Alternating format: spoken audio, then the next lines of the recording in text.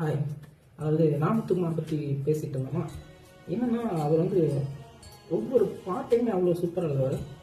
ஒரு எக்ஸாம்பிள் சொல்லிட்டா, அதை நம்ம செல்ஃப்ராகவன் டேரக்டர் வந்து என்ன செய்கிறாரு, அவர்கிட்ட வந்து சுச்சுவேஷன் சொல்கிறாரு, சார் ஒரு அம்மா ஆனால் அம்மா கிடையாது, இப்படி ஒரு பாட்டு வேணும், அது எப்படி சார் ஒரு அம்மா அம்மா கிடையாது அப்படின்றீங்க அப்படிங்கிறத கேட்கும்போது, அம்மா தான் சார் ஆனால் அம்மா இல்லை, ஒரு தோழிட்ட ஒருத்தர் அம்மாவை தேடுறாரு அப்படிங்கிற ஒரு லைன் வருது.